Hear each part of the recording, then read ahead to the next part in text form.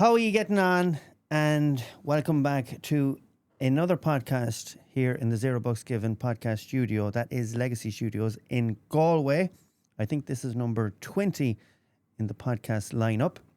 Thank you so much to everyone who has subscribed to the channel to date. And if you haven't subscribed, please subscribe. Tonight's guest is a very special guest, like all my guests that are on. Some of you might know her from social media.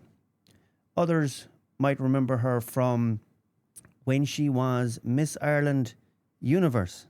Am I correct? Correct. Tonight's guest is Lisa Sullivan Shaw. You're very welcome here to the Zero Bucks Given podcast. Thanks a million, Stephen. Delighted to be here. Thank you very much. There's a lot to cover. So there is. So we'll start from the beginning, as I always try and do with my guests. I have this thing, tell me about the 7-year-old, and I'll show you the adult, or will it be any similar to the adult? But we have to go back a little bit further when it comes to your story. We do. So your early background, you were born... So I, first of all, I can never tell a long story short. Yes, so no, that's good here. That's good here. So I'm a Kerry woman. Yes. Born in Ballyduff, which is North Kerry. Yes. Actually, a big hurling village, a big little hut around there. But I was born with a heart condition. Yes. Pulmonary stenosis, which needed open heart surgery at 6 weeks old. Right. Parents never knew I was going to be born with this. Okay. Big drama inside Tralee. Yes. I was taken from them, brought straight to Dublin. I was baptised actually, because I was going to pass that night, and they were told I was going to pass that night. How scary. And then I was sent from Cork to Our Lady's in Crumlin. Yes. My first home for the first few months of my life. Open heart surgery at 6 weeks old, and then came out of Crumlin after a few months and led a very mundane. What would you say? Nothing special cardiac wise. Yeah, okay. Wasn't so treated normal. any different. Yeah, everything normal. As far as my parents were concerned, you had open heart surgery. She was done and dusted. You know, whereas it's actually a congenital heart condition, so you'll have it for life. Okay. We'll get onto that later. later. Did you know on. that you would have had it for life, or did they know? At that stage? You know what? I don't think the education was there at the time. I think it was. This. They had, like, their baby was up in Dublin after having open heart surgery. They were down in Kerry. They could only visit me. There wasn't a thing where they went up and stayed with me or anything. Right. So I would say I'm a very independent person. I love my own company and all that. And I, honest to God, think that comes from all that. Yes. Being up in Dublin on my own. Right.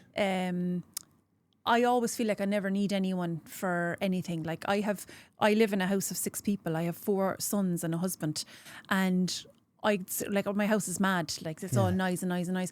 But I could tear off there on my own and not a bother. And do you think that came from that? Oh, absolutely, absolutely. It must have been very frightening for your parents and heartbreaking as well, because when your child is born, you want to make a bond connection. Yeah. So have they ever explained to you what they went through at the time?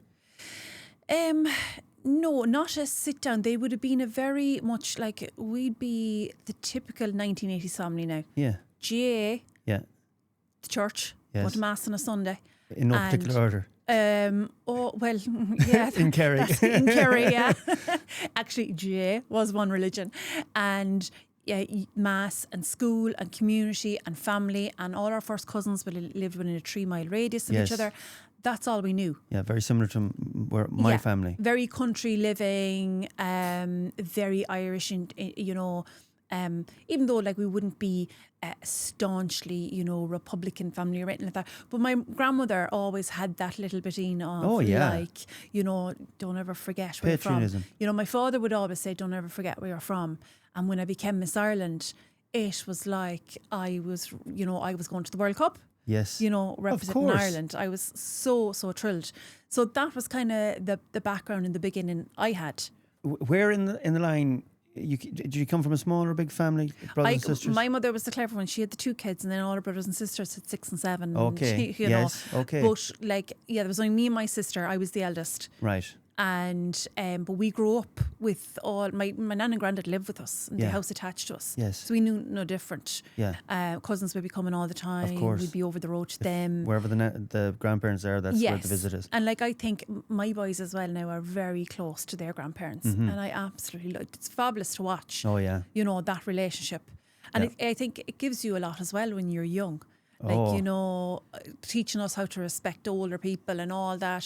I still have a mother still alive. look at Yes, and she's a great woman now. She's in the Sacred Heart home at the minute.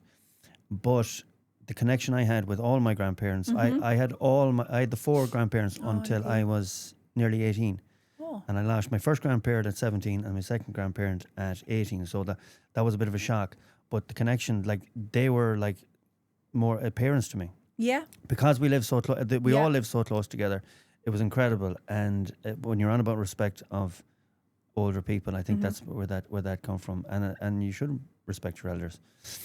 So you have this great family connection. And what was school like?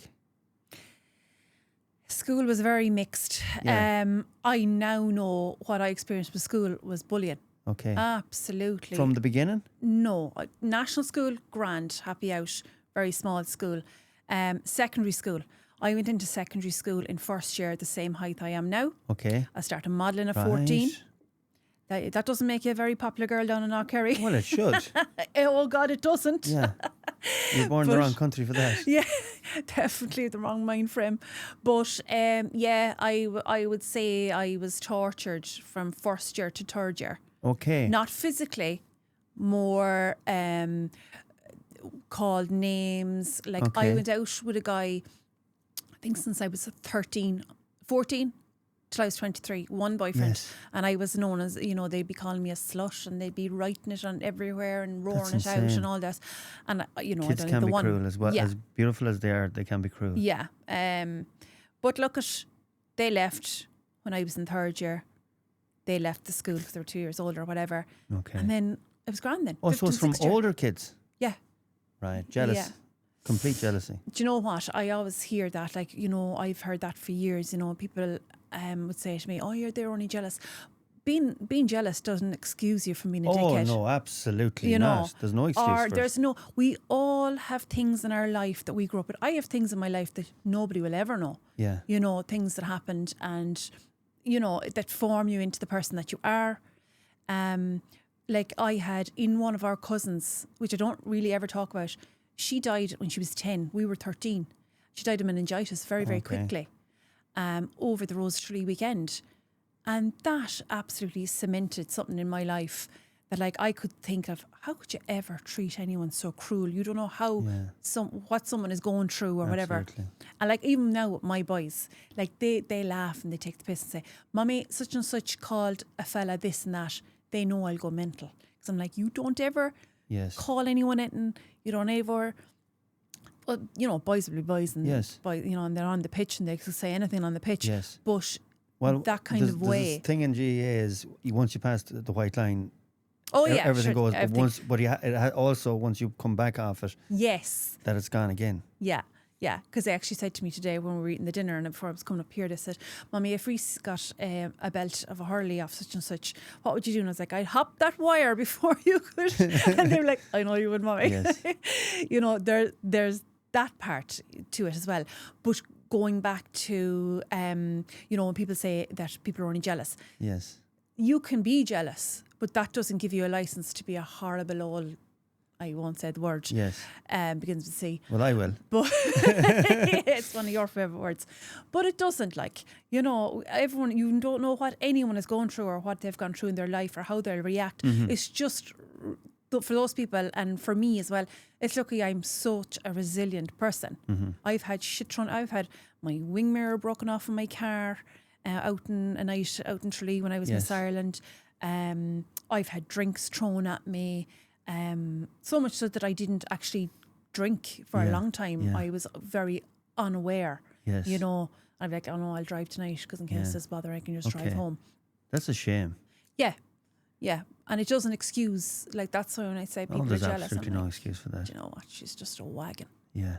She's, you know, But that's it. I get on with my life because their life is not going to affect me. And I learned that then later on, Yes. lying in an ICU bed. We'll get to that part. Yeah. But that teaches you a lot too. So we'll go back to 13 or before we do, did you ever meet them people in school in adult life? Yes. You do. Did you ever have it out with them, or did you ever mention it? No. Okay. No, life has taken care of some of them. Okay. Do they know? Do you think would they know now that it was wrong? Yeah, because I do think, we'll give everyone the benefit of the Yes. doubt. There's a herd mentality. Yes, of And course. when there's 6 of them and 1 of you, Yeah. which it was, Yes. it's different. And do you know what? That's horrible. That's stuff that you'd see in a school movie. Yeah. Yeah. And it was. But look, as I said, it was. I take it as a herd mentality. If I saw them in the morning, I talk to them. It wouldn't bother me. Okay. That kind of way. I don't bring that negativity through life And you're whatsoever. Probably the best way to do Too it. busy for that. So go back to 13 and 14. Mm-hmm. It was a brave step, especially in North Kerry, to take up modelling. Yeah. Obviously, you had the support of your parents. My mother and father would be like, yeah, they take no notice of anything. I played GA, I played everything. Now we get a lot of messages from people whose kids have cardiac problems and say to me, I try to keep them out of, like, don't keep them out of anything. Yes. I just tell them, throw them into everything. I grew up no different. Don't put there was no glass around me or anything like that. And when I started modelling for a local lady, and I was doing pictures and doing fashion shows and stuff for her. They don't take any notice. Same as like now, even when I won Miss Ireland, good girl, great. They were there that night and they were delighted, but they wouldn't be telling everyone they met, just whatever.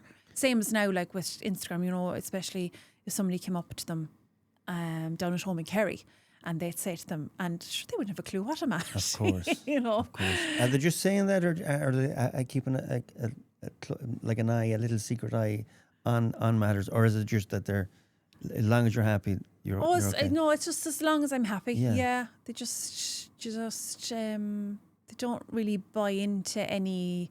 They wouldn't have bought into any of the modelling thing now, or they wouldn't have bought into, and that's probably. I am the way I am. Yeah. Like, I couldn't give a shit. I could always, I went into modelling and I could always never really give a shite because when I was at Miss Universe, there's like 90 countries there.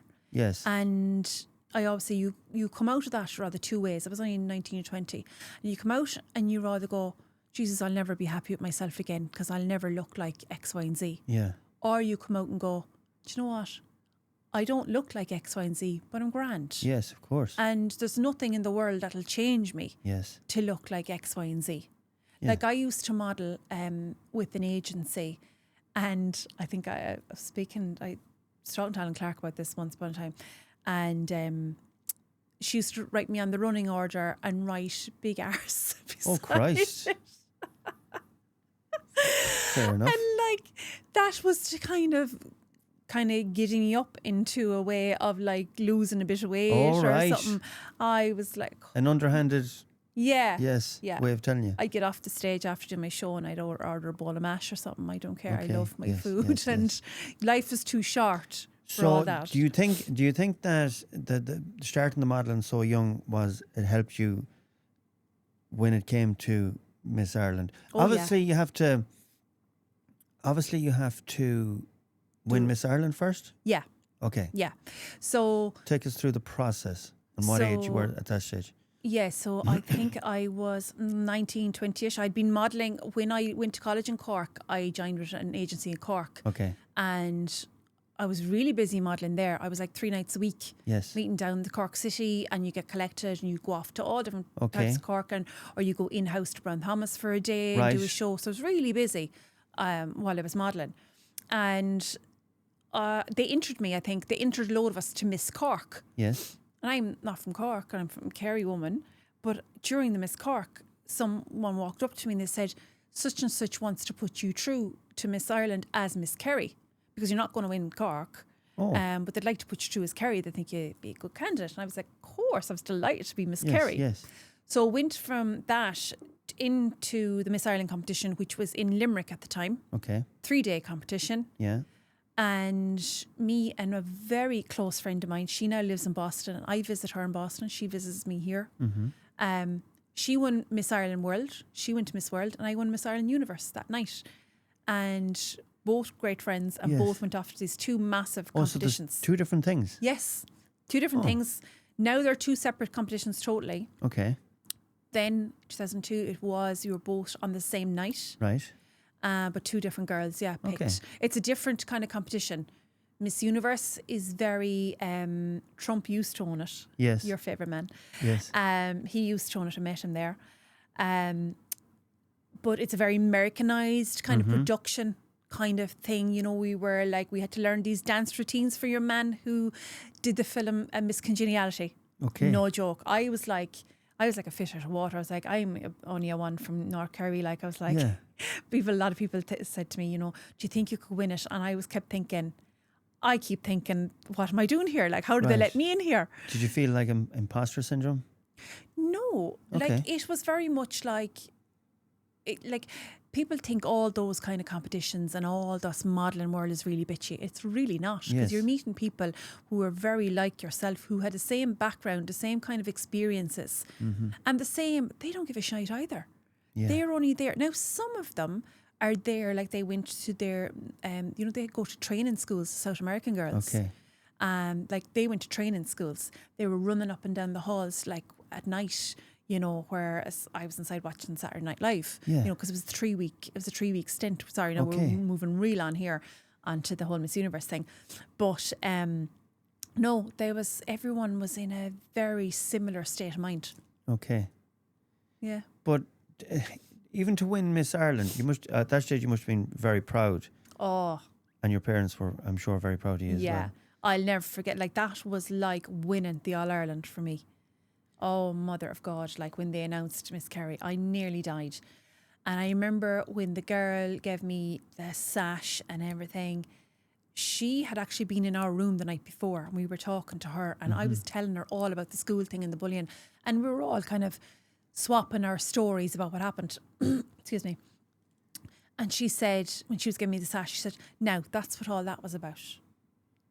You know, as in, like, that was why they were the way they were. Okay, yes. And I was thinking, still wasn't worth it. But, Yes. you know, I'll take this win. I was going to ask you, did you feel vindicated when you did win it? No, because I never saw it as an excuse. Yes. Oh, You it's know, it's not. It's not an excuse. And no, I was so overcome with just pride. Like, you know, I always said, like, afterwards, I was like, if I died tomorrow, I'd be happy. Yeah. If I died tomorrow, I'd be happy. And it was the year that Ireland were in the World Cup. It was the year that Roy Keane left in Saipan. Yes. I was over. I was actually in Boston. Oh, no that- way. Yeah. I was over in South America that time, in a room in Puerto Rico, and getting phone calls, because we had no mobile phones then. Yes. Getting phone calls into the room from Of Irish course. reporters. Have you a comment on Roy Keane? I was like, what's Roy done? I hadn't a clue. I had American TV. There was no way of me finding out. It was a massive time difference. Me ringing home saying, what's Roy Keane done? What's going on? Yeah. So it was all that was going on. And sure, I loved it. I was That's Miss Ireland incredible. in the middle of all that. So they were looking for your opinion on a major Irish event. Yeah. Yeah, they were ringing me That into must the have been room. surreal. Yeah, it was. And it was fabulous. I remember coming home and being in Ireland AM and all that kind of jazz. Yes. You know, it was fabulous. And they asked me, I remember they asked me in Ireland AM, like, what was it like? And I said, it was my World Cup. Yes. It was and I still have my sashes, Yes. my Miss Ireland sashes, and I still have my signs all around my own house. For both Miss Ireland and Miss Ireland Universe, is it just on look? It's not just on looks. It is, unfortunately. Oh, it is. Yes. Yeah. So it's not like the Roses of Tralee. No, and actually I judged the regionals for Rose of Tralee. Okay. I judged Kilkenny and Meath. No, it's a totally different thing. The Rose of Tralee is more on your Irish heritage. It's actually it's actually a really Yes. nice competition for a girl or, Yes. you know, that's wants to be involved in Irish culture and Irish life. It's totally different. Setting that aside, Miss Universe and Miss World is totally what you look like, all dolled up.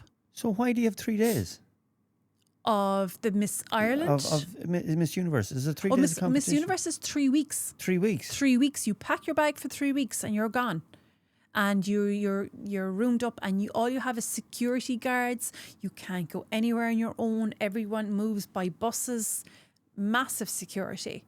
You're totally cornered off in the hotel area on your own. You have press nights every night because you're in South America. Well, I was in South America, and it's massive there. Everywhere we went, like you couldn't walk anywhere on your own. Chaperone to the bathroom, everything. Okay. Did you get to venture out at all? Well, every day we went on our trips. Every day we went on our excursions, and we saw whatever Puerto Rico had. And actually, we went back on my honeymoon. Okay.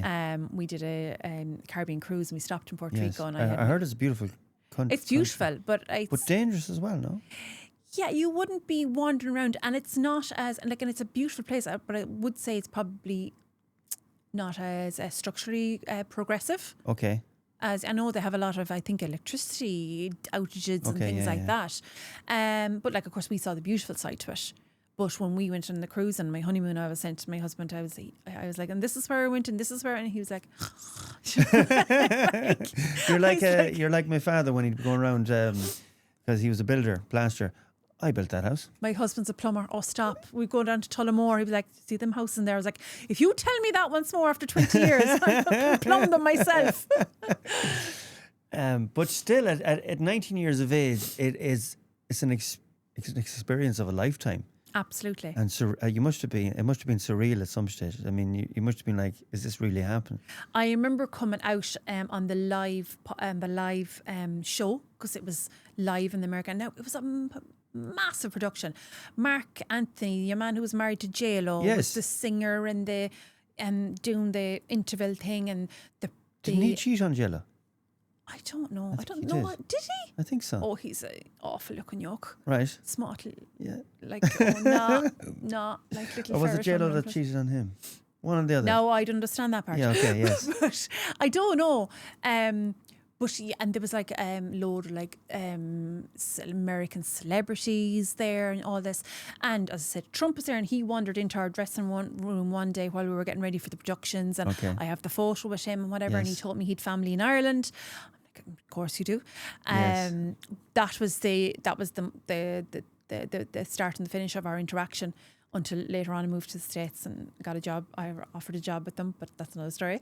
But that night when the production was on and you had to come out, we were like 90 swans, like coming out, and we all had to walk in these directions so to look productionally beautiful. Yes. And I had my Ireland sash on, and I remember saying it was Jamaica was beside me for some strange reason. I was like, I could die now. Yeah. It was just amazing. And my mother and father were there, and their friends were there, and my boyfriend at the time was there. And like, just to walk out like representing Ireland. Yes. And I know people will like roll their eyes as far back in their head as they can at the thoughts of like a beauty pageant and all this type of crap. But for me, I was never reared in pageantry or any of that shite. For me, it was something totally different. For me, modelling is my game. And anyone that rolled their heads at getting through to Miss Universe, there's a jealous streak in it. It mightn't be everyone's cup of tea, but you have to admire. I'm still not getting how it's judged if you're there for 3 weeks, because you don't change your appearance in 3 weeks. So how did they mark it? Is it one night of just marking? No, the actual judging. Well, you would say you have chaperones who are kind of your little secret judges as well. Okay. So they report and everything back. Yes. It's basically, how you interact with people and poise and all of this kind of thing. Actually, the girl who won it, this is like, it was all drama that year. Russia won it my year. Something happened between her and the Trump crowd. Yes. It was taken off her. Oh.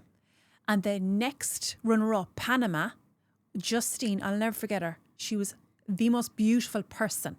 Yes. As a person. Yes. The most beautiful person. And she stood in on her role then, and she became.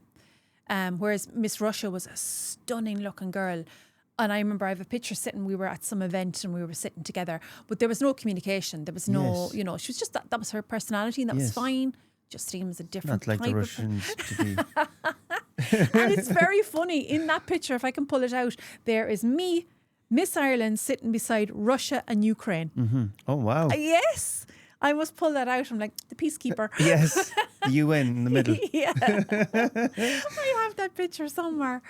But yeah, I think basically it's judged on the whole, because you become this whole personality. You have to move into an apartment in New York. You have to attend all these events. So you're a representative all the time. Yes. And it's basically who can keep up that, Yeah. you know, for as long as we're going. Yes. Kind of thing. I was probably out immediately with the tongue on me. But So when you say you to move to New York as part of Miss Universe? oh yeah, no, as if you become Miss Universe, Oh, yes, okay. you have to move to New York. That's your base. Oh. Okay, very good. Yeah, For a year, I'm for presuming. a year. Okay. Yeah, and Okay. then you have your things to attend and your events and all that kind of Oh, so stuff. it's not just doesn't end at the Oh, God, no. pageant. No, it's a whole year's job. Okay. Yeah. And obviously the apartment and everything is paid Oh for. yeah. And of there's a course. big prize money in it, and Yes. then you probably get paid for your visits and your events. But actually, I moved to the States a year and a half afterwards. Yes. And I did get a lot of those still opportunities. Like I walked with the Grand Marshal for the Paddy's Day Parade and Yes. stuff like that. Fabulous. You know, things like that. But that's the kind of stuff she would be doing. Okay. So is there like a grade? Do you get like voted out and they whittle it down to the last one, or is like everyone out in the thing? No, they don't say you're the ugliest, go home.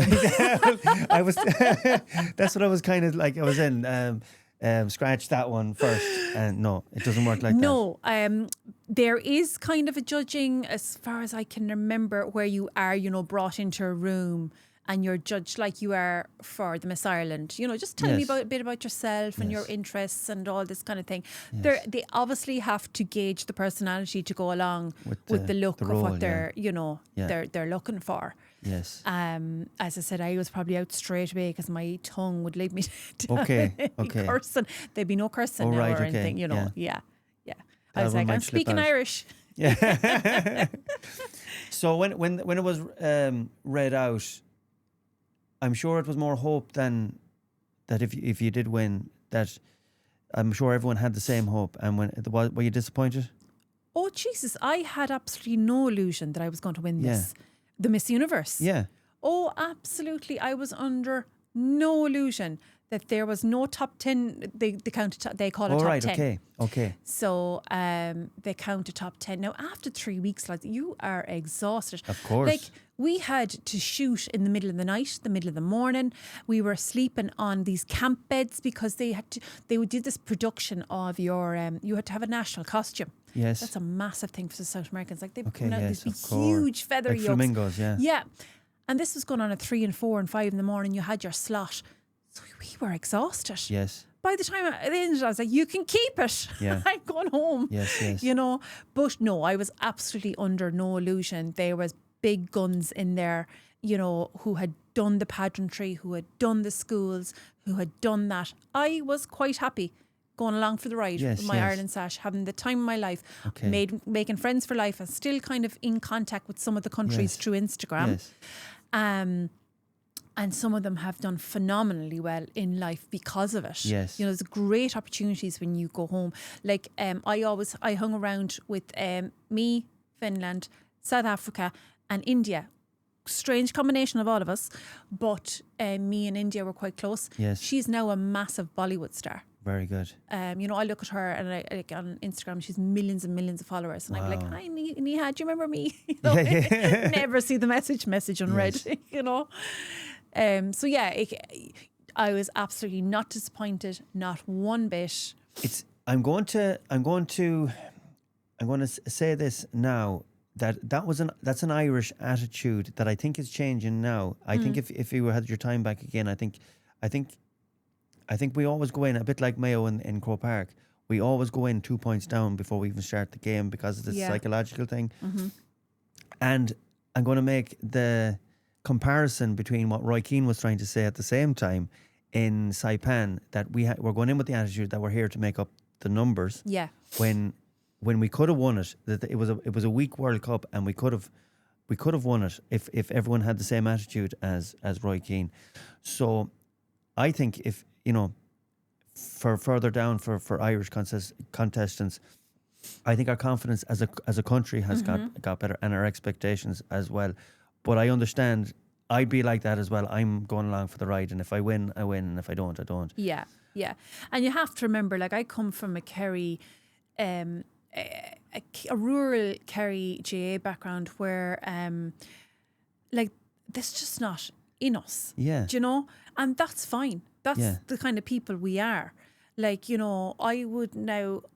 Like, if I was to come out and be like, I'm going over there and I'm going to win that, I would have my first cousins turn around to me and say, "Will you stop talking such scutter?" Like, yes. Or they'd be like, their eyes would be rolling so far back. I'd be like, all right, okay, I get it.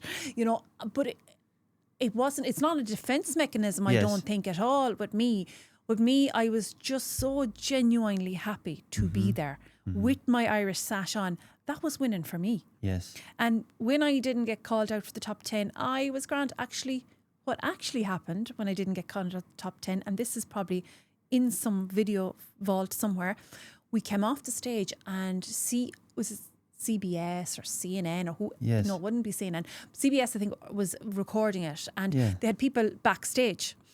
And she grabbed a few of us as we were coming off, and she was like, "Oh, and you didn't make it through to the top 10, and who do you think is going to win?"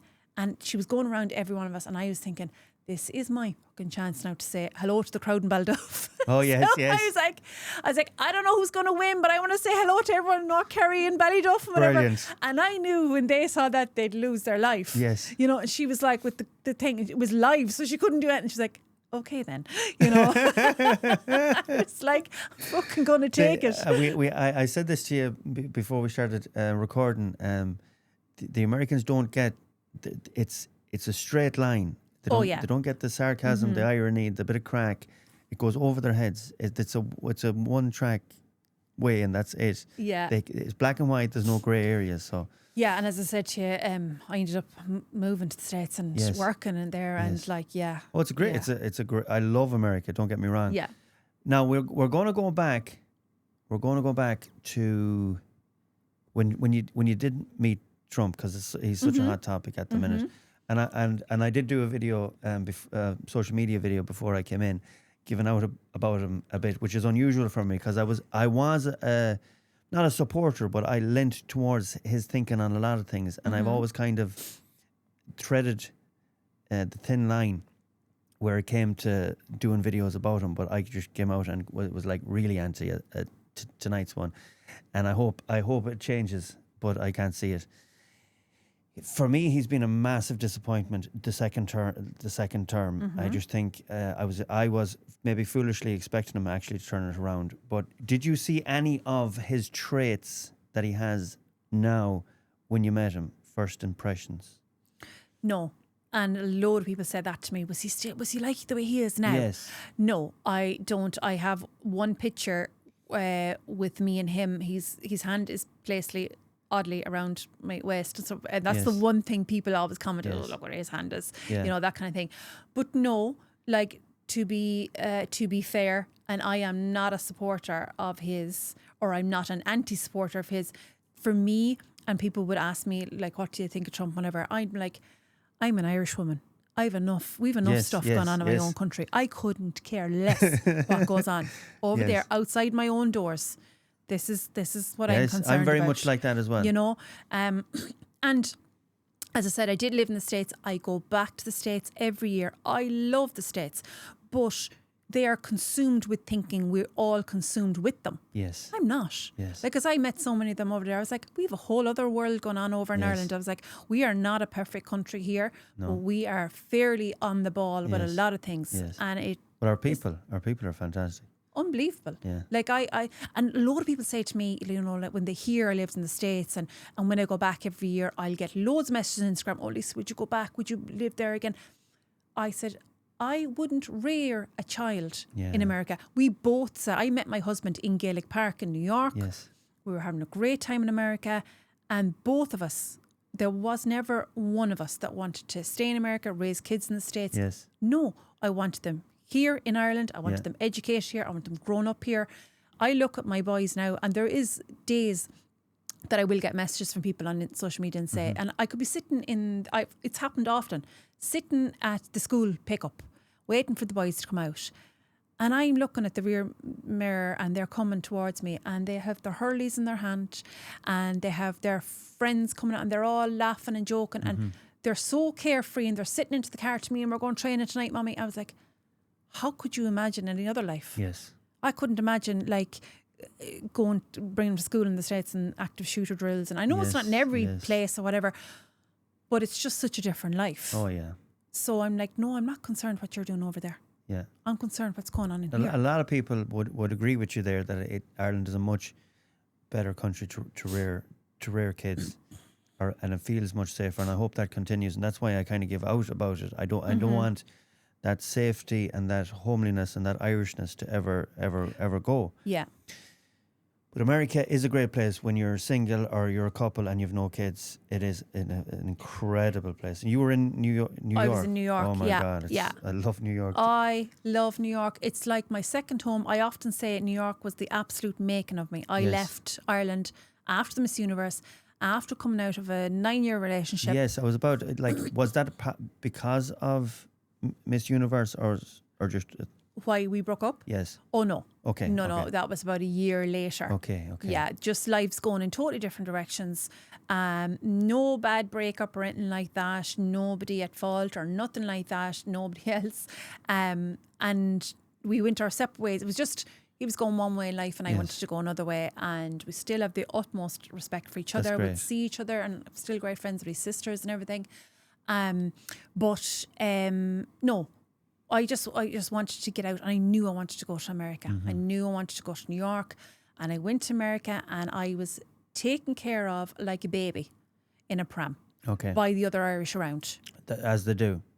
Unbelievable. I was 23 years of age. I had nowhere to live. When in a week I was sleeping in a girl from Tyrone on her couch.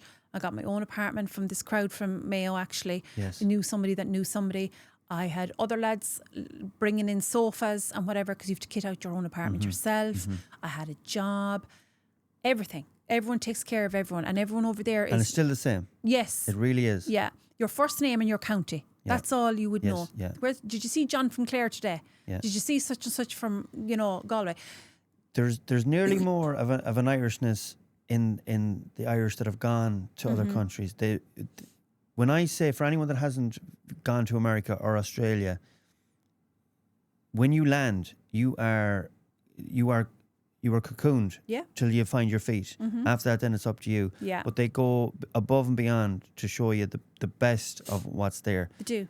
To make this community, incredible communities. And I actually went on a rant then around Paddy's Day about this. There's a lot of, there is a lot of anti-Irish American and anti-anyone that wants to claim they're Irish kind of thing. And I'm like, but if you've never lived among them, you have no idea. That's coming from a lot of Irish who've never left Ireland. Yes. You haven't a clue. It pisses them off because people say that they're related to Irish. And I just say, isn't it absolutely amazing? There is people thousands of miles away that want to claim part of us. Absolutely. I'm like, you have no idea. I've been in their houses. They have the Jesus bleeding heart picture on the wall. They'll have a map the of shamrock, Ireland, all of that. Timber, everything. And they keep it. They've kept the traditions. They've kept the customs. They've kept the bit of religion in it. Yeah. I'm like, let them. Absolutely. Let them. I know. I done this video that went viral, where my American friend who is half Irish, half Italian, which is a common mix. Common, yeah. Where he's there and he's reciting some Irish speech about, I don't know, whatever, and then he goes up the IRA and whatever, something like that. As it's the end of the cheers, and I'm just looking at him like that, and I was like, whatever. But I actually love it. Yeah. I actually love it. I knew it would do well because I know exactly what you're talking about. Yeah. If someone wants to be Irish, especially when they've Irish blood in them. Let them belt ahead. Yeah. It's great. Yeah, it is. But there's a very anti-sentiment Yes, that though yes. at the minute, and I hate Yes. that because I think people's wires are We need getting more crossed. people like that. Yes, because I think they're getting wires across from what's going on at the minute. Yes. That they're so protective of being Irish and they Yes, don't want yes, anyone yes. else to be Irish, you know, that Yes, kind of yes. thing. It's like, no, lads, there's a separation here.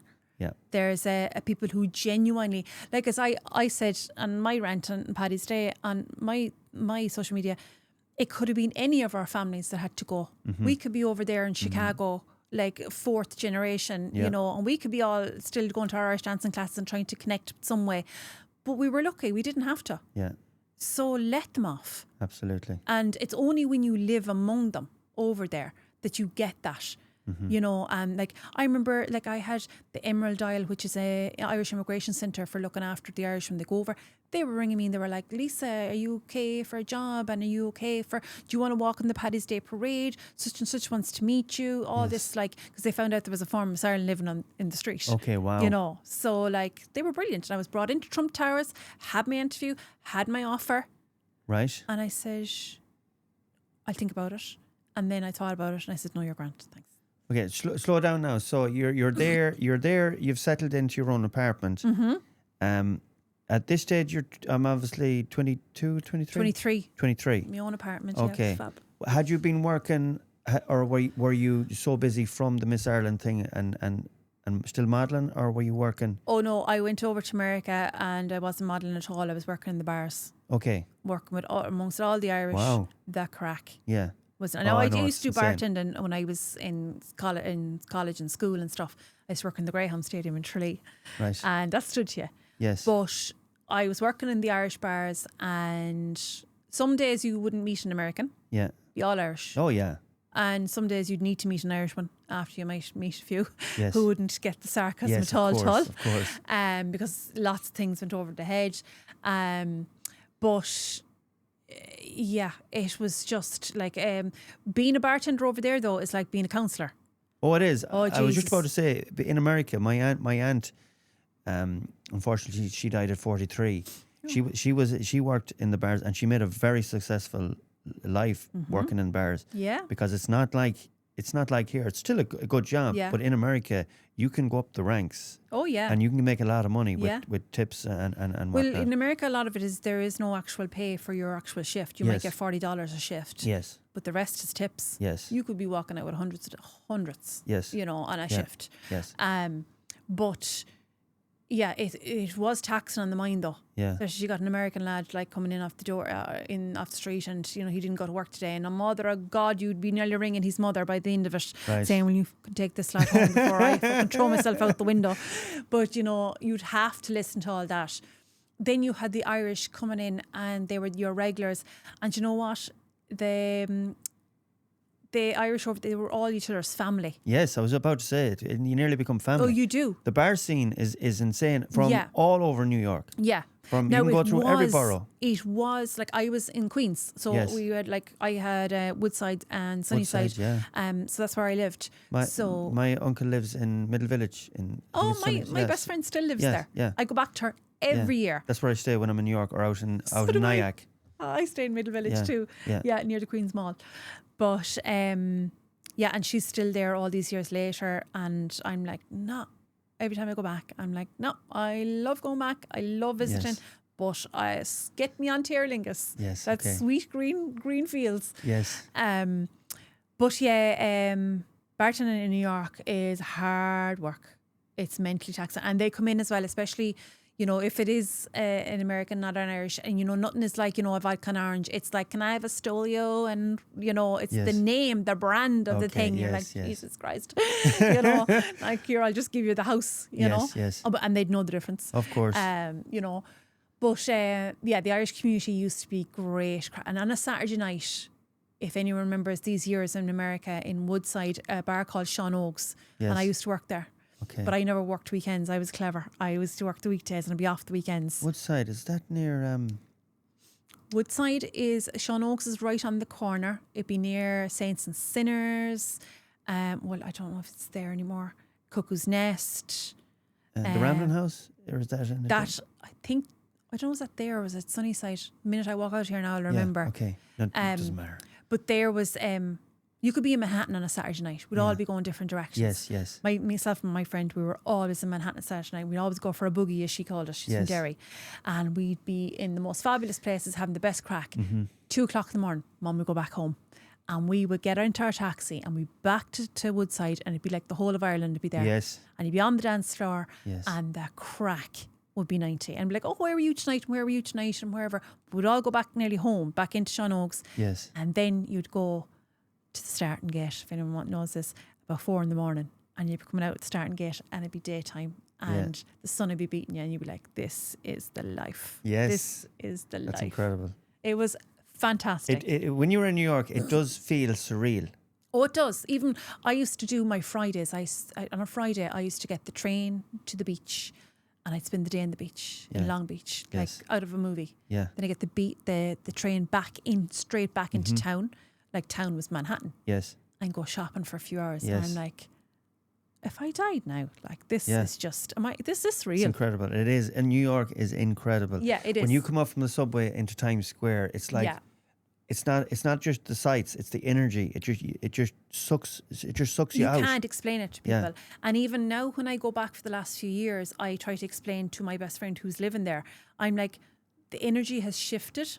And we were I was telling you this for recording, we usually try to do a little trip. We did Washington, DC. Yes. This year. And just for a night or two. And the energy in America is very off at the minute. Okay. And you can feel it. All right. It's a weird vibe. And I'm like going, do you not feel it? She's like, no, not really, because I kind of live in there. I'm like, it has changed a little bit. It's tension. You'd notice it, yeah. Definitely a tension. Yeah.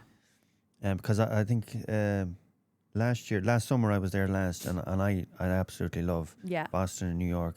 Boston for if you want to chill out. Yes. And have a nice relaxing time. Yeah. Go for a few barbecues. Go to maybe a band. We or brought something. our kids to Boston. Yeah, Boston. And they loved nice, Boston. Chilled out. New York is where you go to party.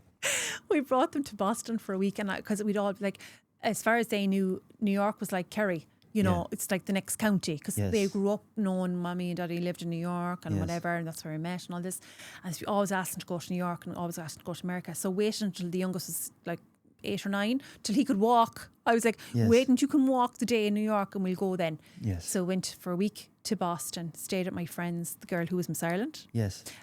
Stayed with her, and they loved Boston because it was quieter and it was more family oriented. Relaxed. Went to New York, stayed with my friend in New York, but we stayed in Manhattan for 2 nights. Well, they thought, they were like, Mommy, this place is crazy. Yeah. These people are crazy. And I was like, isn't it amazing? It's a minefield for the senses. Yeah. It's crazy. Like I was like, it was odd for them to walk out at night after having dinner at 9 or 10 o'clock at night, still like 1 o'clock in the day, still as busy, people going everywhere. Some of my boys thought it was amazing. And some of my boys were like, no, I'd rather go back to Boston now. Okay, yeah. But it's whatever preference you are at the time, or whatever stage you are in life.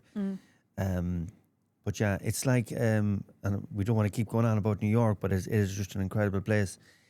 When you're lying in bed in New York, it's like you feel guilty. You shouldn't be there because there's so much going on. Yeah, the noise. Yeah, and noise. the energy. The energy, it feels like this invisible hand is coming in the window and pulling you out again. I used to work, sometimes I do a Saturday day shift in the bar, and I'd be so tired. I'd go home and I'd jump into bed, and I'd be like, oh, not going out tonight. And there'd be that many calls. Or my best friend would be like, get up. And she's in Derry, and she'd be like, I'll collect you in a half an hour. Mum, I'm going into Manhattan or whatever. And I'd be like, oh, all right. It's 6 o'clock next morning, rolling home. A Schnoz halter would bring you in. Yeah.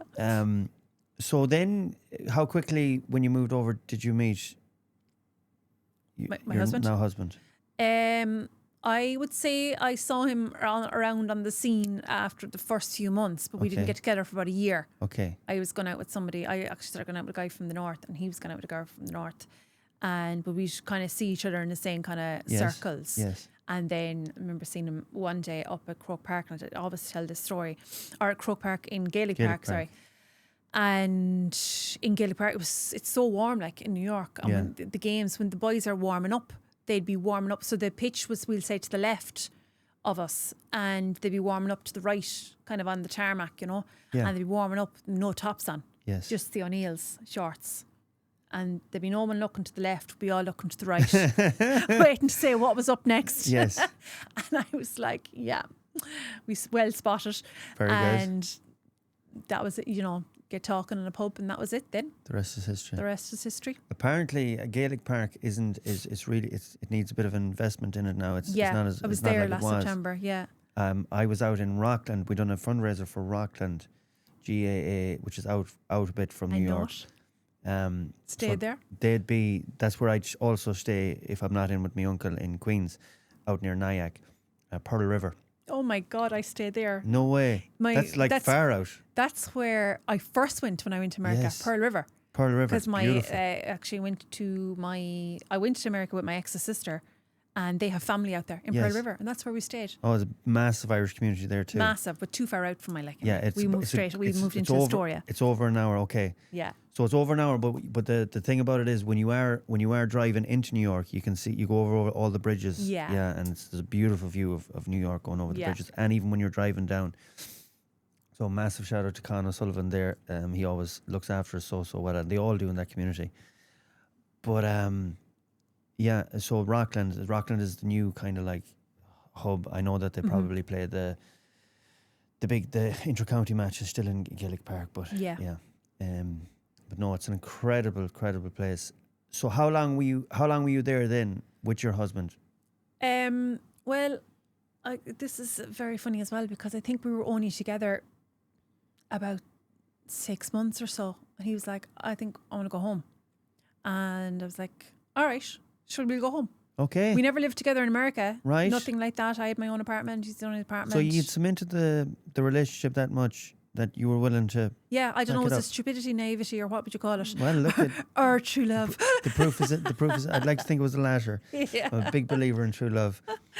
The proof is in the pudding. You're still together, and 4 kids later. So Yeah, it 20 obviously years was later. the right decision. But that was a big commitment. Yeah, and I think naivety had a lot of that, because Okay. I was still at the kind of, yeah, sure, where I don't know what it was, but we both kind of thought we're going to go home and we're going to build a house Yeah. and we'll get married and we'll have kids. Yes. It was very quickly. Okay. We both knew we wanted Right, okay. kids. Yeah, I think because he was 27, 28, I was 23, 24. But like I would have always I'd be the one who'd be walking in the street and I'd steal a baby out of someone's pram. Okay. Always Okay. that type of person. Not literally. Not literally, in case anyone's looking for their child, but most likely I'll have it in my lap. I love babies. I love children. Love them. But my husband was very open. I remember to that at the start. I remember his best friend saying to me after like the first night, and he was like, "Oh, he's ready he'd marry you in the morning and have kids. Like Right. that's where he is." So it was very just. That's It was incredible. just normally like progressed into. There was Yeah, no that's- even thought in it. That's love at first sight, which I'm a big believer in. Yeah. So you did it when you made the decision. Mm-hmm. Did it take long from saying yes we're going to actually going? And did he you know went where you were first. going? Oh, he went first. He went first because I was like, oh, I don't know. I knew I was going to go home, but I would still want another few weeks, Yes, kind of yes. thing. But I think he went. I think it was it that Christmas? He said, I think I'm going to go home this year, and he was gone by the March, Okay. and then I went home in the April, Okay. and I just went straight to him Yes. in Athboy in County Okay. Meath, Yes. and there was no kind of discussion about going down to Kerry. Okay. I didn't really want to go back down to Kerry. Right. Okay. At that stage. I wanted to be kind of near Dublin. This is the Celtic Tiger was still kind of roaring It a little was. bit. Yes. Yes. And then we came home and the arse fell out of everything. Yes. After he was a plumber and he opened up his own thing and Yes. the arse fell out of 2007, everything. 2008 is when it. Yeah, 2008 is when we Yeah, came home, yeah. yeah. And we should have, now looking back, we always say we should have gone back that time. Yeah. And stayed another few years and, Okay. made Made life money. easier on ourselves, made money and Made money, built a yeah. house, whenever. Because if you want to make money in America, you will make money You in will. America. Yeah, but you work for it though. Oh, you work It's no for it, yeah. handout. Or Oh, if you don't go to absolutely. work, you don't go to work. You're left. You're yeah. left behind. Yeah, and if you don't go Absolutely, to but- work, you won't get paid. It's in my opinion the right way, but Yeah, if you're sick in America, it's not and you don't have insurance, forget about it. Well, that's what I always say to my best friend, and they say that they're living there.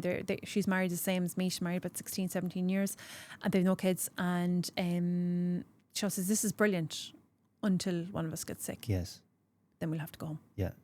You know, but yeah, and it's, do you know what? It's so not progressive in other ways. There's women having babies over there and they're back to work after 12 weeks. Yeah. Horrendous kind of stuff. It is. I mean, for everything that it has a couple of, it does have. Yeah, but it's very that much mentality. I always think about New York. It's such a brilliant place, and America in general, but you can never have enough money. If you're a millionaire, it's no good unless you're a multimillionaire. Yes, yes. You know, so there's always that more. Whereas I just like, so, I like so the when leveled people out. when people ask the question, all these millionaires, and it really is a thing, and it, like your status is so big in America, when especially in with Americans.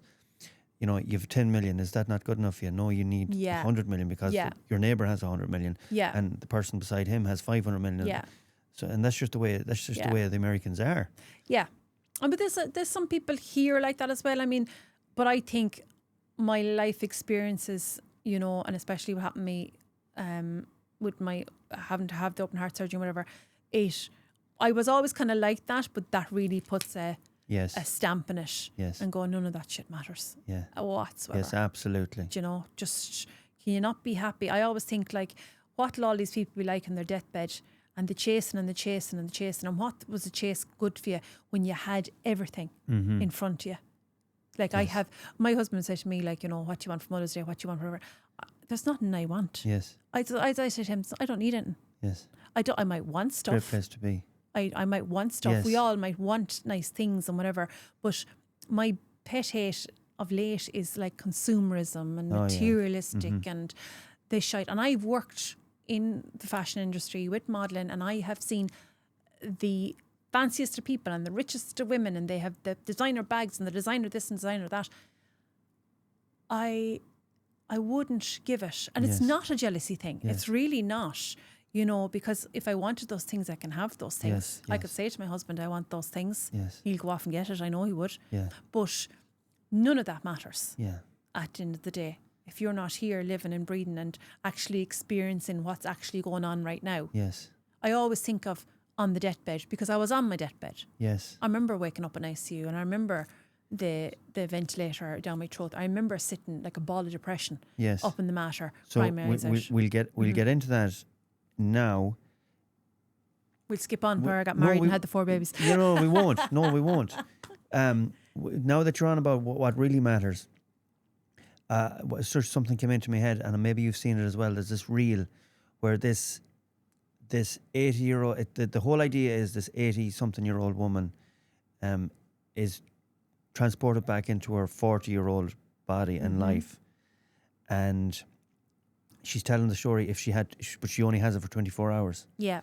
And she tells the story. It's like I cried when I actually, I have no problem in saying that when I was just an emotional wreck after drink, and I get very sensitive, and I seen this reel, and she goes on to explain that if she had her body, 40-year-old body now for 24 hours, all the things that she would do differently. The kids coming into the room and jumping up on the bed, and she'd usually tell them to get off, that she'd keep them there, and she'd hug them all day long.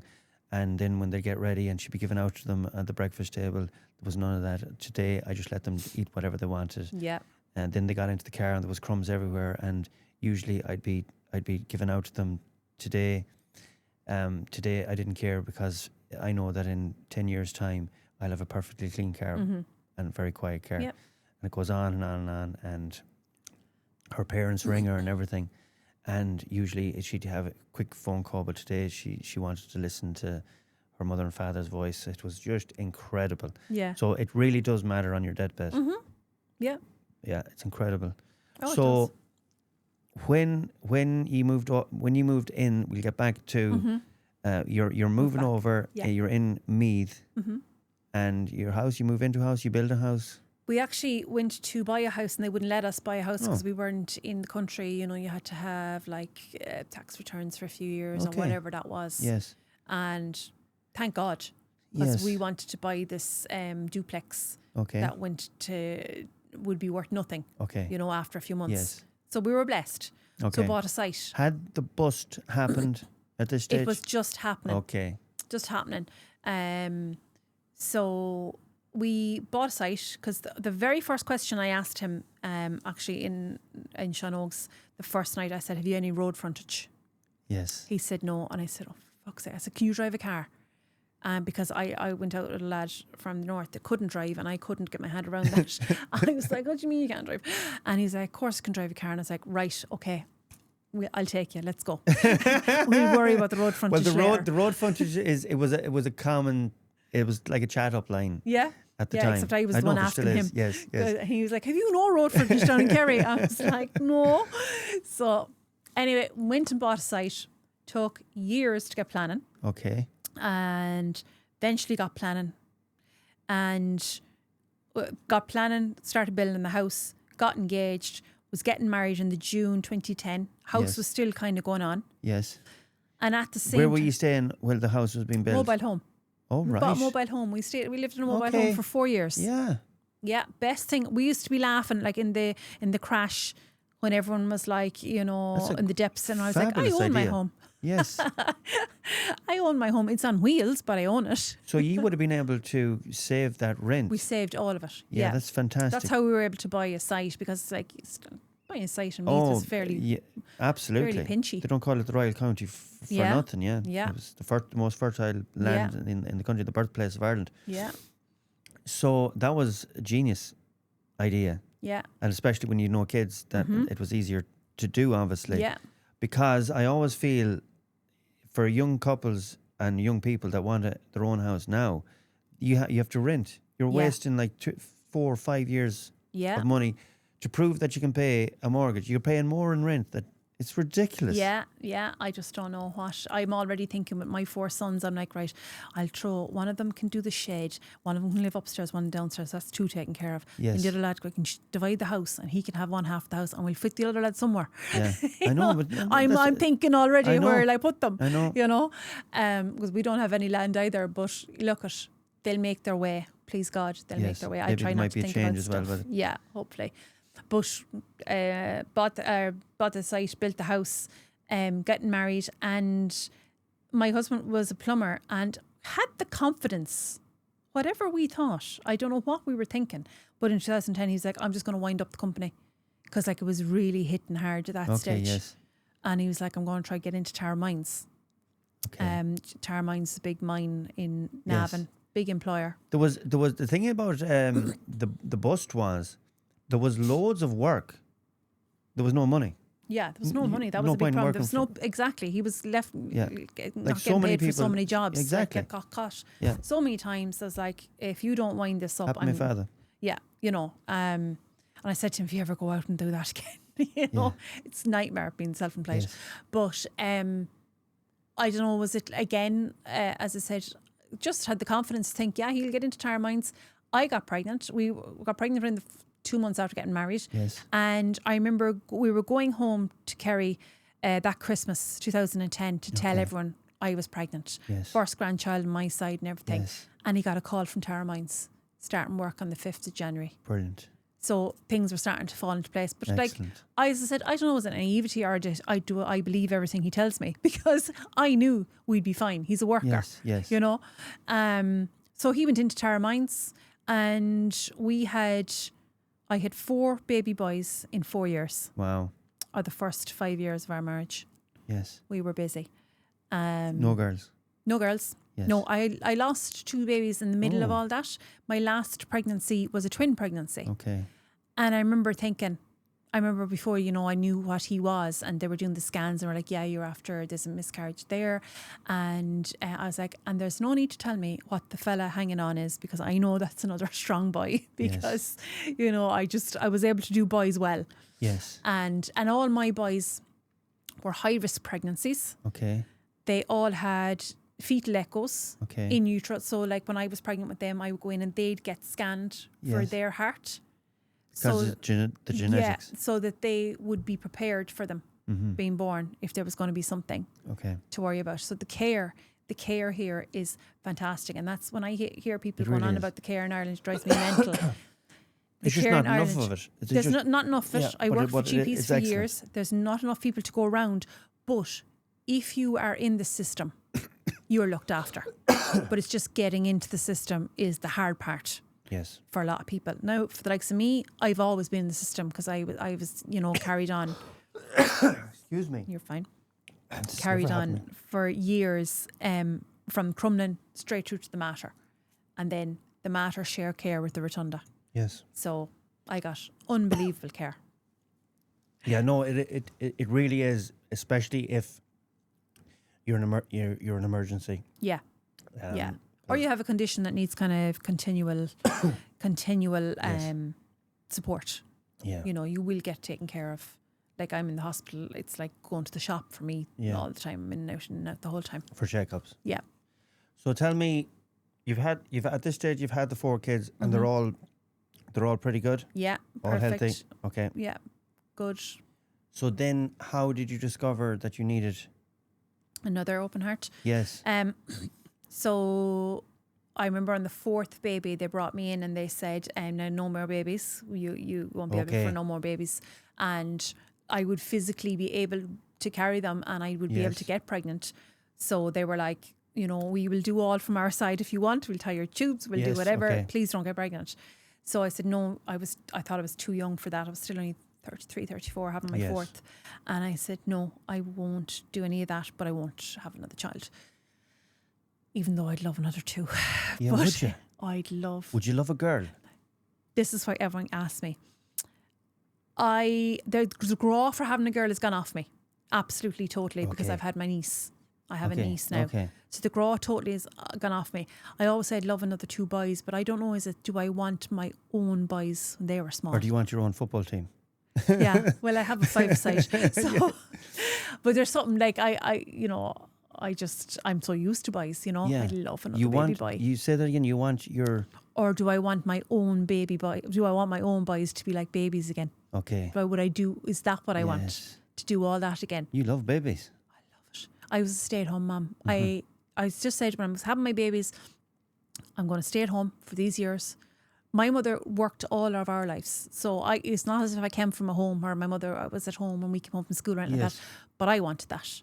And I wanted all of that. And I went around like an absolute zombie for years in my pajamas, overtired, looking like I was dragged through a bush, crying probably in the corner, will I ever get out again, whatever. Yes. But I loved it. Yeah. It was the happiest time in my life. That's incredible. I breastfed the boys. Now I'm not the breastfeeding militia where I was pulling it out everywhere, or anything like that. But I did my bit, and then after a few months that was fine. But I just loved having all the babies and having them in the bed with me. And I still every day I'm like, "Mommy, come on, mommy for cuddles," and they're like, "Mother." They'll still do it. So, because with being a mother is tough. Like it's really tiring. It is the hardest job in the world. Stay-at-home mommy is the hardest job. And I know, like, there's always this thing where we're about pitting each other against each other, stay-at-home or going out to work. I went out to work for a few years part-time, 2 days a week when the youngest went to school. Okay. I honestly, if you just say on a day-to-day basis doing part-time, going out to work was easier. Yes. Because I had adult interaction, I had a break. Yes. Oh my God, somebody gave me a cup of tea. Yes. And I had a lunch break and all that. Lovely. But I had the lovely mix of being at home most of the time. Yes. It was okay for me. I wasn't going out 5 days. You wouldn't have listened to the last podcast we done, but the lady had a similar experience where she had no adult interaction and she craved it and it kind of went wrong for her in her head. Okay. And she found it very tough. Mm-hmm. So I can understand that you needed a little bit of adult interaction as well, but you obviously loved. Oh yeah, loved like it. I know a lot of people say like, get out for a bit of adult interaction. I'm like, I can take adults, I can take them or leave them. It doesn't bother me one bit. I do like my own company. Yeah. I just loved being in my own little Yes. bubble. Like we built a house, but I think we made a home. Do you think that came from, again, going back to when you were born and being left up in Dublin? I do. Fend for yourself. Yeah, I Not think fend for yourself. that I do think was a massive like healing in my own Yes. mothering. Yes. Like when I became a mother, I wanted to give everything to make sure that like they weren't thinking what I'd be thinking, you know, Yes. this kind of thing. Like, you know, I'd say to my boys, you haven't a clue. You come home from school, the fire is on. Like we have a fire, Yes. turf, the whole lot. We Yes. are like, now I have underfloor of all the fancy, the Yes, nuances yes. and all that. But they come home and they'd have the fire on, the dinner be done. I'm like, you have no idea how Yes, lucky you are. But they yes. do know. Because Yeah. their friends go to creche and they go to whatever, and that's Okay. the way their family has to be, and there's no judgment on either side, but that's what I want No, to you do. have to do what you have to Yeah, do. and it's been very healing for me to be able to collect my kids and do our own things. Friday is shop day, you know, all the little things. Yes, Friday shop day. Friday Shit, shop isn't that day. an Irish tradition?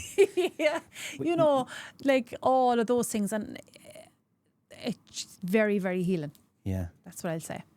When I was growing up, when you're on about how lucky your kids are with that you're there to collect them and bring them and everything is ready. See, that's where my grandparents came in. My mother and father were gone at 8 o'clock in every morning, or my father sometimes earlier, and my mother wouldn't be back until 4:45, 5 o'clock. So when we Same. were in national school, we'd be later off going, like we had no parents, or I had no parents. I was the oldest. For an hour in the morning and then an hour and a half in the evening, and I had the fire on from the age of 9 or 10. Yeah. But I loved it. It was my chore, Yeah. and I learned so much from it. And Yeah, I think I'm the same. every- Making yeah, dinners yes. at like 9 and 10 and Yeah. making the beds and whatever.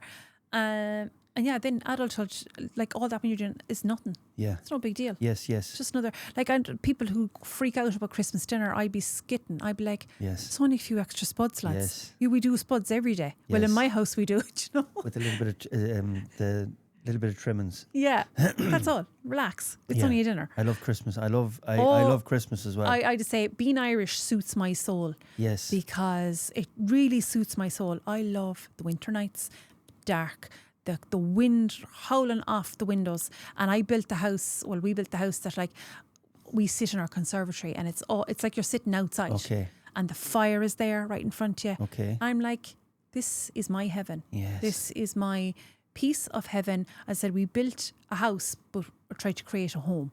Just Yes. where like this is where the world is crazy. Yes. Shit can happen. Horrible shit has happened Yes. in our lives. And this is your safe space. Yes. Now we're not the Waltons. As I said to you here, I got here today because I was delayed because the four of them bitten the heads off each other. Okay. I had to wait till my husband got home. I was Yes, like, they're okay. going to kill each other, you know. So it's like that. It's a normal house. Yes. But the foundations are there. Yes. You know, I have this is totally random, but my oldest is nearly 15. Yeah. He got a rosary beads from the priest Yes. as a present. They all got him for their first communion. Yeah. He wears them rosary beads Oh wow. every day if he's out. And it's not as if I'd be bringing him to mass now every Yeah. Sunday or whatever. But That's they obviously have it fantastic. instilled in them. Yes. And I do take credit to that because my husband would be like that too. Like we would, Yes. we're not like Holy Joe as I say. I'm a Yes. pick and mix Catholic. I very, very, very strong faith. I kind of cut out the middleman with the priest. Yes. I do my own I'd be thing. the same. I had this conversation with someone today. I'm not the most mass going and everything. Yeah. But I do check in the odd time. Oh, absolutely. Into the big man. And only for without that, I would have gone absolutely insane in my own recovery. Yes. And I remember after coming out of ICU and I was lying in the high dependency unit and I was fucking and blinding, roaring. Yeah. The nurses kept coming in. They were like, who are you talking to? I was like, fucking God, the fuck did he put me here for? Right. I was so angry. And they were like, all right, this one's probably hallucinating. I Yes. was mortified the next morning because it probably was a little bit of the Of drugs course. and whatever. But I was so angry at him. Yeah. At like, how could you? Why do you always do this shit to me? Okay. You know, but that's the kind of relationship I have. I'd have conversations But that's in a my better head. that's a better relationship than indifference. There's the opposite of love isn't hate; it's indifference. Because hate you can build on hate, Right. but you can't when you're indifferent, when you've absolutely no feeling. Yeah. That's a different thing. That's the opposite of love in my eyes. So how did you get there? So let's get straight into. So we'll skip on. I was having babies. They were grand. Next thing, about 2 years after I had my last baby, when they were great. They were great sleepers. Thank God. Yes. Probably I always used to say I'll keep having a baby until I get a bad one. I should have stopped on the third one. He never stopped crying for 3 years. Okay. But I was already pregnant on the fourth. All right. But anyway, they were all really settled into routine. I shouldn't have been tired. I was absolutely exhausted. Okay. I was getting more palpitations, little things. So my yearly checkup in the Mater, they were saying, we're just going to run a few more tests based on what you're telling us.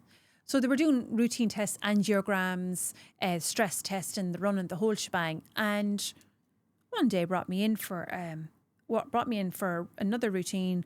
So I thought, appointment in the Mater, and a few of them came in the door, and I was like, oh shit, and the actual doctor, not the young one, comes in, and you're like, oh God. And he sat in the bed opposite, and he was like, yeah, we're going to have to change that valve. It's totally redundant now. Too much backflow. Because always they would have said, you might need to change that valve, when This you is get the older. valve from when you were When I was baby, baby, yeah. wow. So I have pulmonary stenosis, which is a narrowing of the heart valves. Yes. And what they did for the first open heart surgery was they blew up the valve. And then that valve became like into ribbons, we'll say that the blood was flowing one way, but it kept flowing backwards, which is not good. Yes. It enlarged one side of my heart, which is also not good. Yes. So they had to go in and take that out. Yes. But it was always a case A of bit of the heart or the valve. They were just going to cut out the valve and give me a new valve. Okay. But the thing was, don't worry, this is going to be done through keyhole, because they don't do open heart anymore, because that's barbaric and old fashioned. Yes. That was grand. Walked away from that thinking, geez, I have to have surgery and I have to have a new valve. Don't want that. Don't want something artificial in. But I had no choice. And we will they brought me down to the cath lab to do some test.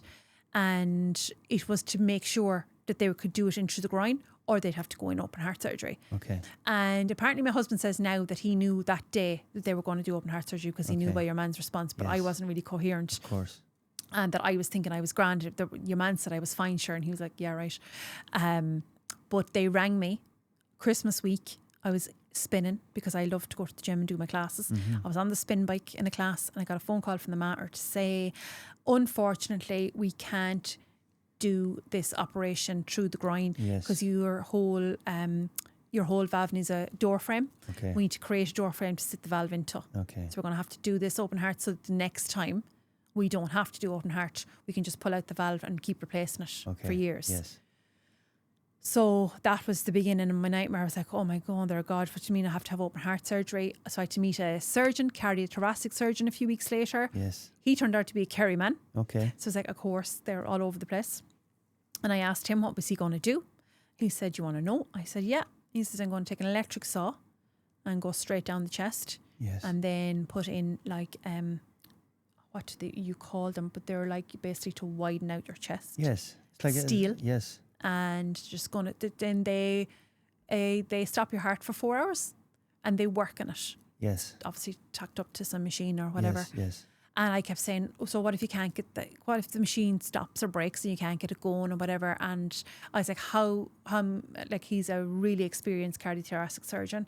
And has it ever happened? Yes, it has. How many times? Once in all his years. But to me, he made as well as said 50-50. Yes. I walked out there thinking, oh, Jesus Christ. And, made a will. Yes. I thought I was going to have a stroke. You can have a stroke. Is a very high likelihood, in these operations. Not very high, but it's a chance. And I was like, right, I had my list to my husband, right, if I have a stroke, don't let such and such in. Only let this one. Okay. I had it all done out. You're to remarry and, find a lovely woman, but don't let the boys call her mummy. Okay, That was I'd understand that. That was my thing. Yeah. But, no bother, let them have a mammy and all this. And then, became a few months of just absolute nightmare, thinking, I'm going to be leaving my children and who's going to be their mummy. And I couldn't speak like this now. I couldn't tell you like I'm saying it to you now, only for counselling I had afterwards, because I couldn't even speak about it. I was constantly crying and crying. Very scary. And extremely scary. It's like, I remember I went in on Easter Monday, so my anniversary is coming up, and went in on Easter Monday, and it was a really beautiful day, 2019, really hot day. And I was like, can we walk downtown? They were like, no, you're admitted, you're having open heart surgery in a few hours. Yes. And got all my Valiums. Valiums might as well have been eating Smarties. I think I got 3 of them within the space of a few hours. Yes. Did nothing, because I could feel my body shaking going into the theatre. And I remember before I closed my eyes, I was like, you're just going to have to wake me up, because I have 4 babies and a husband. Yes. And then I do think I remember saying to them about scars, like, and can you make my scar nice and neat, because, you know, I'd like to go back modelling again. I remember saying something like that, because when I woke up, all the Indian nurses were like, oh, you were Miss Ireland. I swear to God, I remember that. And I was like, yeah, did I say that? I could have said that when I was out of it totally. Yes. But I remember, you know, the fear in having all that was just horrendous. And then the initial exhilaration of it being done, and I had my husband trained into saying when he came into the ICU, because they told me you would be a little bit awake, but you wouldn't really know what's going on. So I was like, keep telling me I'm alive, because I'll think I'm gone to heaven. Yes. You know, I won't know where I am, and that was scary. So he kept saying, you know, you're alive, you're fine. My mother was there. I, unbeknownst to me, took one of their hands and started writing, go home. I want to go home. And it was like, open your eyes and close your eyes, in scene, open scene. You know, that kind of like, while they're operating. No. Oh, this is when I'm around now after my operation and whatever. But they still had the ventilation down. Yes. Because I could hear them say no. I do remember once my mother said, "Can you take her off that?" Because I was kind of choking and whatever. But they had warned me this was going to happen. So it was in my head, I was like in fear. I was like Dougal from Father Ted. I was like, you know, I'm alive. This is great. Yes. Don't worry about any of this now. Don't start panicking about the thing down your throat. That's what I kept kind of thinking to myself. You get awful thirsty as well when the thing goes in. I just felt like it was choking me, you know. Yeah. And I remember my mother said, can you not take it out? And they're like, no, her stats are only, and they were very low, like 30-something% or whatever. They have to be up very high. And then it was like, I opened my eyes again and they were gone, and it was nighttime. But I remembered they had the TV on, because they had told them that I like to have the TV on at night. And I remember the nurse saying to me, do you want to turn the telly off? And I was like, oh, even though the thing's still down me. That's the detail they go into. Yeah. And it was just a comforting thing, just to know the telly was on. And I do remember them pulling out the ventilation, and then it was like that day was gone. And then I woke up again, and then I was in horrendous pain. Ooh. Horrendous. Where? Everywhere. Like people say that to me. From the bottom of my toes to the tips of my fingers. Yes. But the surgeon had told me that. He said, you'll feel elation immediately, because you'll be thinking, I got through it, whatever. And he said, then the work starts. He said, your whole body went through a whole invasion. Okay. Your whole body would be sore. Of course. Now, I actually felt paralysed from the chest down. Okay. Because my whole chest bone obviously was broken. I actually did crack a rib or fracture a rib. They actually told me at one stage it doesn't matter which one it is, because you have to recover now. They didn't know if it was cracked or fractured. But just the pain, the physical pain, and I couldn't get the meds working for me properly.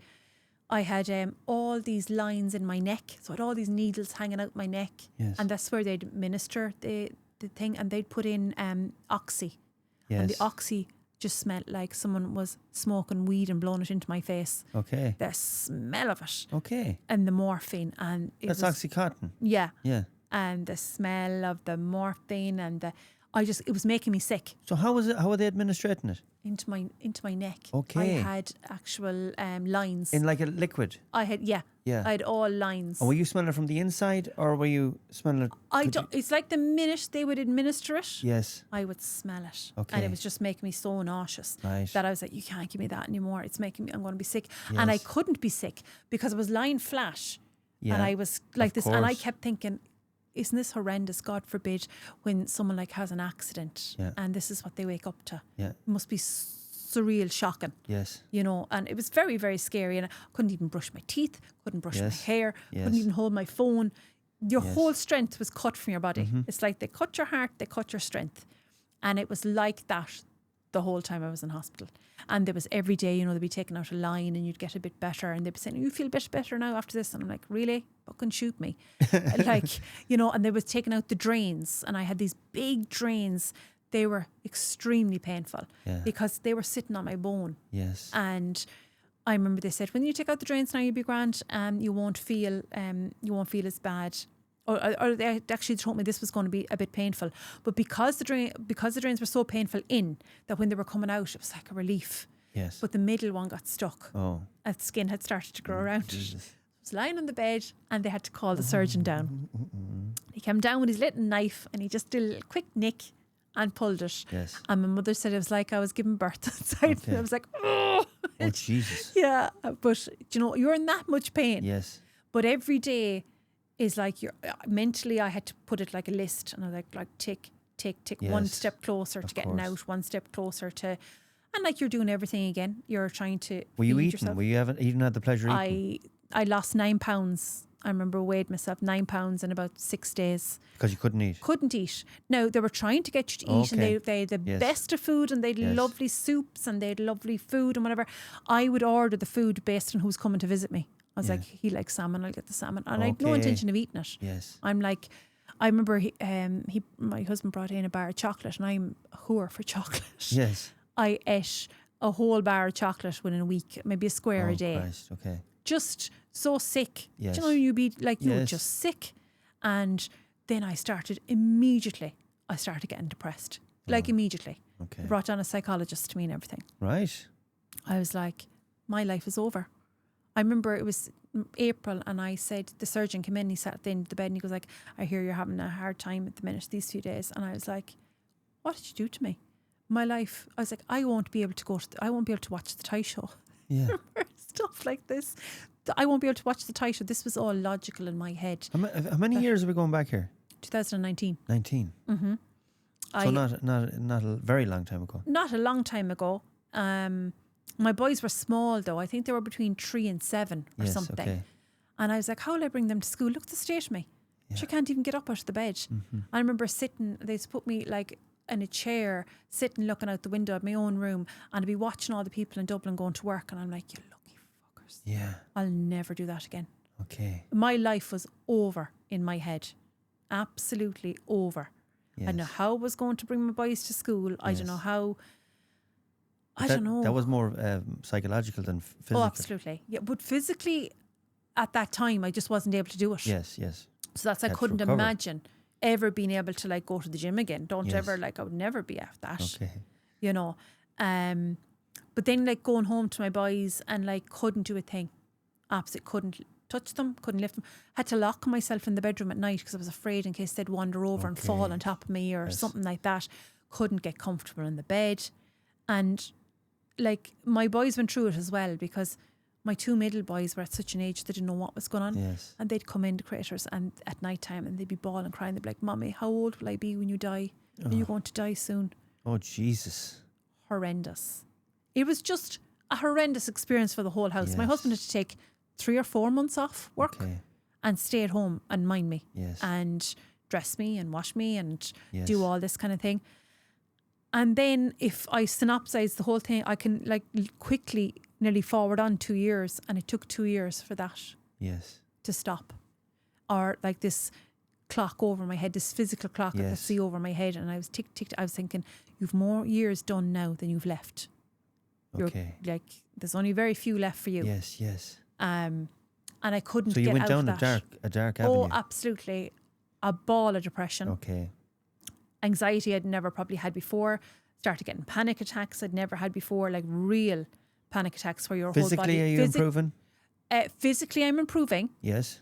Physically, I'm improving. But I would say open heart surgery, I would definitely tell someone it takes a full year for your body to recover Yes. to get back to a kind of a Yes. full year. And I would say 2 years mentally for me to Yes. cover. And on my second... Were you warned about this?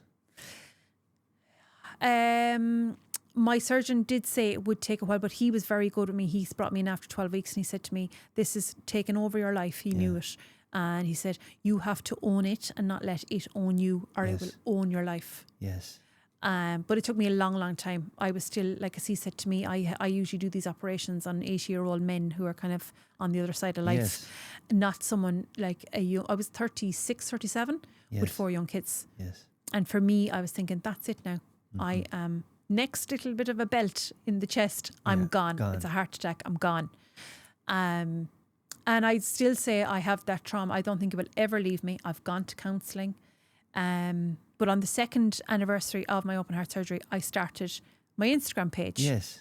Out of the blue, just because I'd never been on Instagram. Now, I had an Instagram account where I put up pictures of Christmas or whatever. Yes. But like I was just me, Lisa Sullivan Shaw. Yes. What made you do it? Because I could find nobody that was talking about just the normal stuff in life. Yes. Like I could see women my age on Instagram and they were like, you know, showing off all the lovely clothes that were around and how motherhood, and we were all dressed the same. Now I dressed all my boys the same, so I am guilty of that.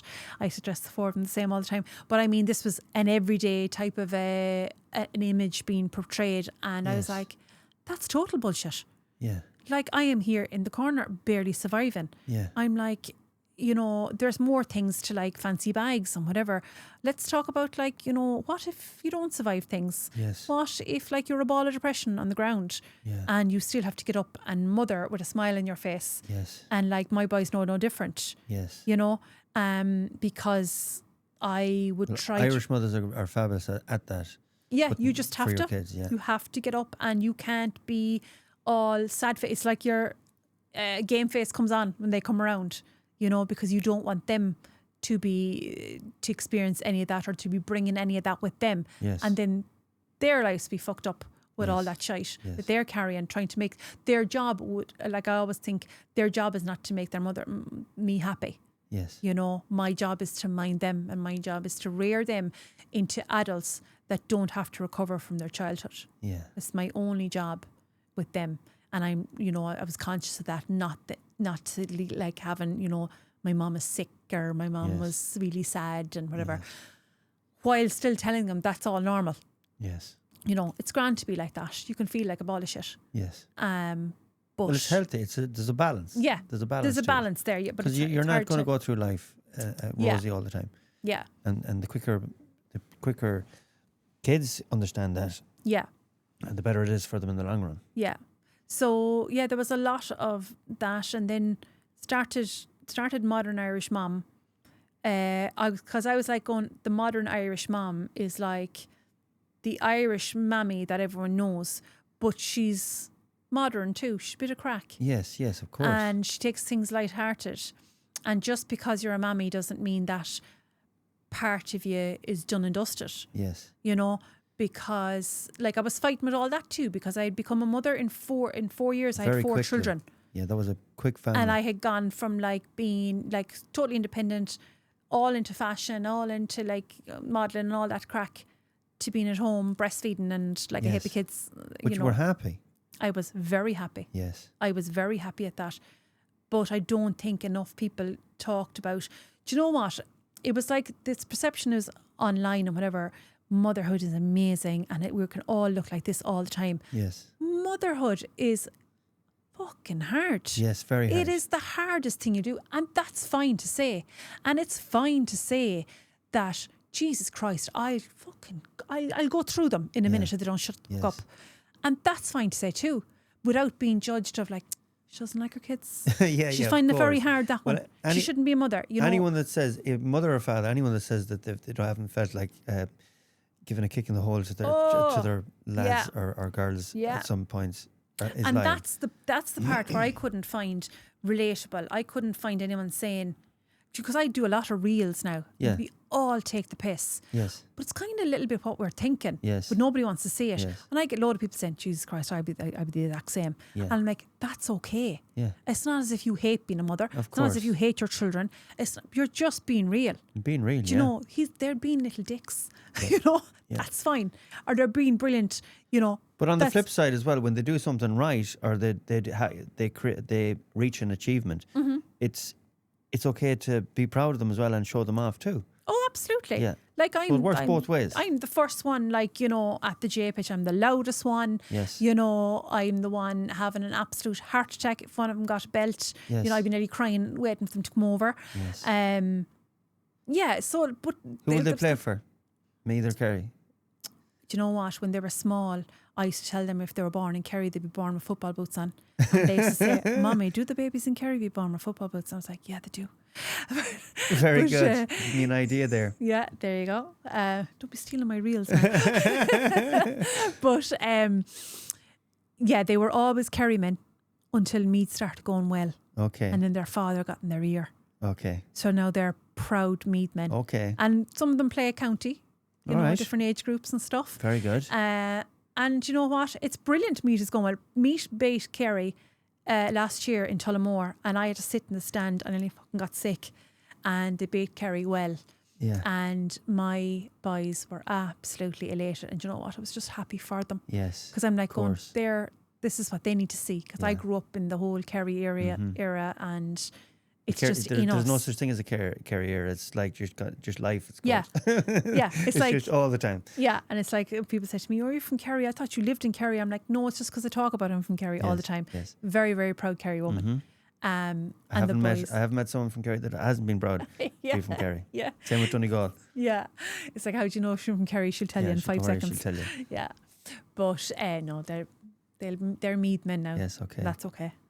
Yeah. Well, they're coming into a good time as well because Yes. Meath is improving. It's improving, and it's Yes. brilliant for us because I'm like They won the Division 2 league. Yeah, the league. Yeah, they were there. My boys were up there. Yeah. Yeah, because myself and himself went away for a few days. We try to go away every year for a few days on our own, and we were over in Spain. And I was like, "Oh, do you know I have to bring him home something now?" And he was like, "Don't bring him home nothing. I'll bring him to Croke Park on Sunday." Yes. They came home from Tenerife, and they were like, "What did you bring me, mommy?" And I was like, "A ticket to Croke Park," and they were thrilled. Brilliant. Yeah, and that's as well a lot of kids don't need a lot of the shite either. Yeah. That's the way I would be bringing them up into Yes.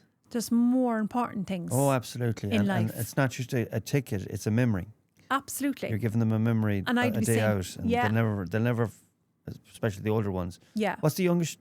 Lad, 10. Sam? 10. Oh, well, then Yeah. they'll all remember it. Yeah. Oh no, they and that's all they wanted. And I'd always say to them, there isn't really a child I know. I'm lucky. There's not a child I know that needs anything. Yes. In Ireland, especially. Yes. Like if you look at everything going on in the world as a whole, Yes.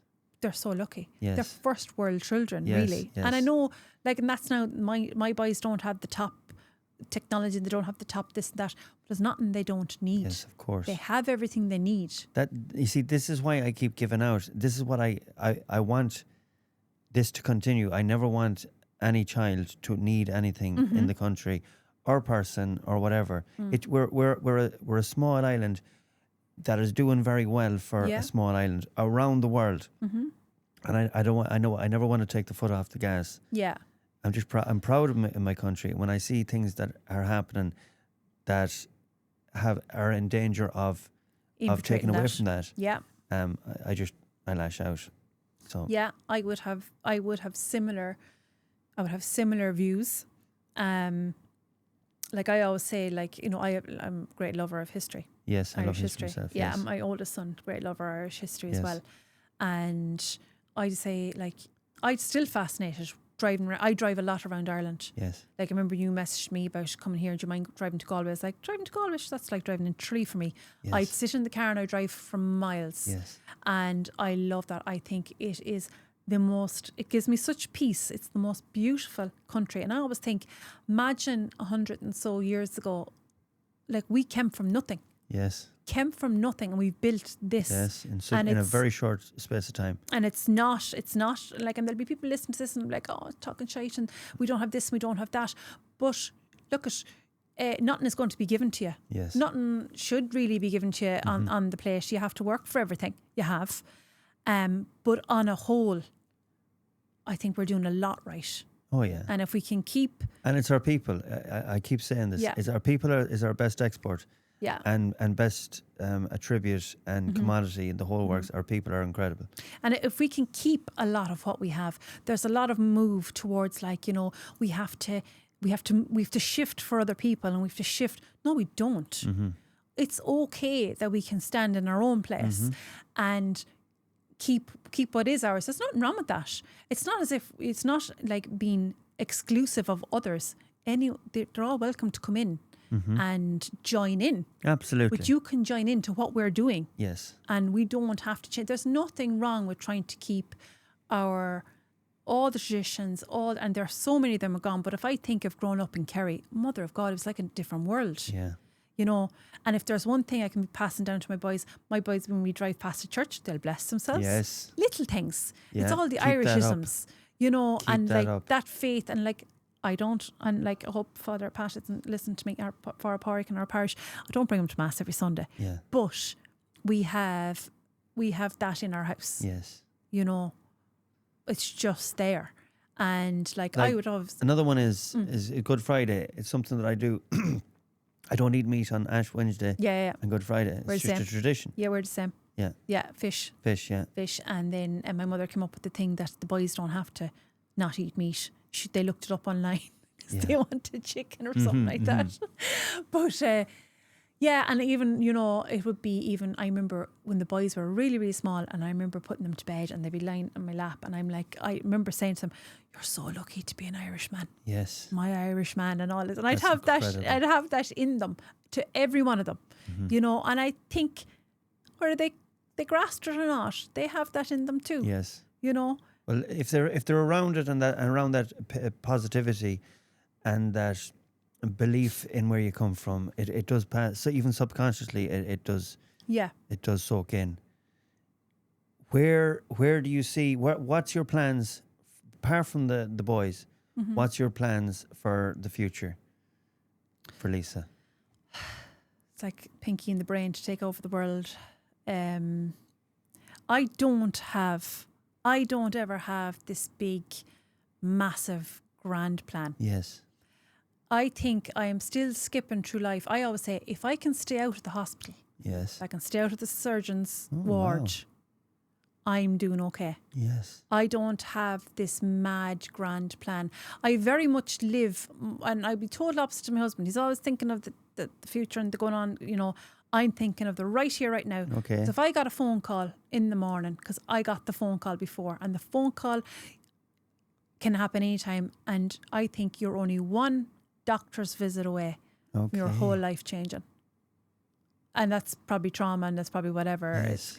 But I don't know if I'm going to walk into the doctor and he's going to tell me, right, and the beginning of the end starts for me. Yes. So I'm just here right now. Okay. And like my husband always saying, do you Right not here, want right something now. in a few years? And I'm like, nah, are we going to Spain this summer? I'm happy out on that. Yes. I'm going to America. I'm going back to my best friend this September. That's my plan. Yes. I'll get there. I want, I had the greatest fear happen in my life, where I remember waking up one night bawling, crying to my husband. I was like, I had this dream that I wouldn't get to kiss my boys on their wedding day. Okay. I wouldn't know what it'd be like to kiss them with a beard. Okay. That's my greatest fear. Yeah.